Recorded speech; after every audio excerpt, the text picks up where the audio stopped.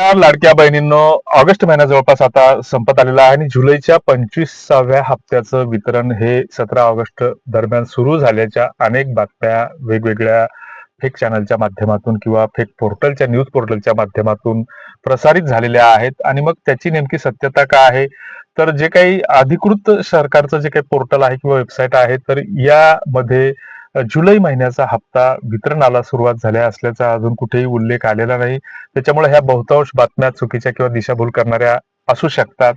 सोबतच आता लाडक्या बहिणीसाठी जी काही 30 एप्रिल नंतर जी काही ई-केवायसीची प्रक्रिया संपलेली होती, तर ती प्रक्रिया पुन्हा सुरू करण्यात येईल किंवा लाडक्या बहिणींची जी काही नाराजी झालेली आहे किंवा गावखेड्यामध्ये राहणाऱ्या ज्या काही लाडक्या बहिणी त्या आहेत, तर त्या खरोखर अक्षरशः त्यांना स्वतःचं घर राहायला नाही, कुठलंच त्यांच्याकडे उत्पन्नाचं साधन नाही आणि अशा स्थितीमध्ये त्या गरज नसताना, कारण नसताना केवळ चुकीची ई-केवायसी केल्यामुळे की त्याच्यामध्ये जे काही 2 प्रकार सरकारकडून पर्याय विचारले होते, की तुमचा आधार क्रमांक टाकल्याच्या नंतर ओटीपी टाकल्याच्या नंतर तुम्हाला एक प्रश्न विचारण्यात आला होता आणि तो प्रश्न थोडासा मुळातच गोंधळात टाकणारा होता आणि त्याच्यामध्ये होय सिलेक्ट करायचं की नाही सिलेक्ट करायचं हे बऱ्याच जणांना समजलं नाही. आणि मग या लाडक्या बहिणींनी काय केलं, की बऱ्याच जणींनी योग्य पर्याय निवडला, की घरच्या घरीच काहींनी केवायसी केली आणि काही ज्या काही अडाणी आहेत, अशिक्षित आहेत, त्यांना कळालं नाही, स्वतःकडे मोबाईल सुद्धा नाही स्वतःचा, तर मग अशांनी कुठेतरी एखाद्या 10वी-12वी शिकलेल्या एखाद्या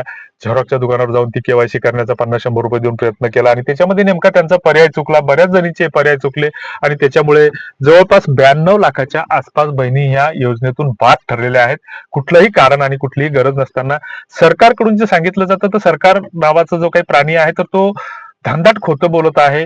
कारण सरकारकडून सांगितलं जातं, की बऱ्याच बहिणी 65च्या 66 झाल्या, 60च्या 61 झाल्या, काहींचं उत्पन्न 2.5 लाखाच्या वरून 3 लाखावर गेलं, काहींच्या घरामध्ये 4 चाक्या सापडल्या, काहींच्या घरामध्ये 5-5 जण नोकरीवाले सापडले, सरकारी नोकरीवाले सापडले. मग सरकारनं त्याचे पुरावे दिले पाहिजेत, की तुमच्याकडे असं असं सापडलेलं आहे. सरकारची वेबसाईट आहे लाडकी बहीण नावानं, सरकारचं वेब पोर्टल पण आहे आणि त्या पोर्टलवर सरकारने लाडक्या बहिणीसाठी सुरुवातीला लॉग इन क्रेडेन्शियल म्हणजे लॉग इन करण्याची सुविधा उपलब्ध करून दिली होती. आधार क्रमांक किंवा जो काही रजिस्टर मोबाईल नंबर असेल, तर त्या मोबाईलद्वारे लॉग इन केल्याच्या नंतर लाडक्या बहिणीला स्वतःच्या खात्याचं स्टेटस दिसलं पाहिजे, की तुम्हाला सुरुवातीला 14 ऑगस्ट 2024 पासून तर आतापर्यंत समजा 2025 पर्यंत या महिन्यापर्यंत तुम्हाला लाडक्या बहिणीचे लाभ मिळाले. मात्र त्याच्यानंतर तुमच्या घरामध्ये 4 चाकी वाहन सापडलं, त्याच्यानंतर तुमच्या घरामध्ये अचानक 5 जण नोकरीला लागले किंवा त्याच्यानंतर तुमचं उत्पन्न अचानक 5 लाखाच्या वर ओव्हरटेक झालं किंवा तुमचं वय अचानक 55 वरून 65 झालं, 67 झालं, त्याच्यामुळे तुमचा हा लाभ बंद करण्यात येत आहे, असा आमच्याकडे हा असा पुरावा आलेला आहे. हे इन्कम टॅक्स डिपार्टमेंट करून तुमच्या विषयीचा डाटा. आणि त्याच्यासाठी मग एखादी जर चुकीची माहिती अपलोड झाली असेल, तर त्याला त्या अपिलाची संधी दिली पाहिजे, कारण हा राज्यघटनेनं दिलेला हा घटनादत्त अधिकार आहे त्या लाभार्थ्याचा.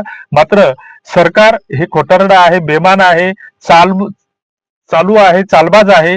ह्या असं सरकारकडून कुठलीही अशा अपेक्षा ठेवायला काही हे नाही. आणि त्यातल्या त्यातच पुन्हा मग हे काही जे काही माध्यमं आहेत, बनावट माध्यमं आहेत, ते सुद्धा तुमची आमची कुठेतरी दिशाभूल करण्याचा प्रयत्न करतात. तुम्हाला याबद्दल काय वाटतं ते कमेंट बॉक्समध्ये नक्की कळवा. धन्यवाद.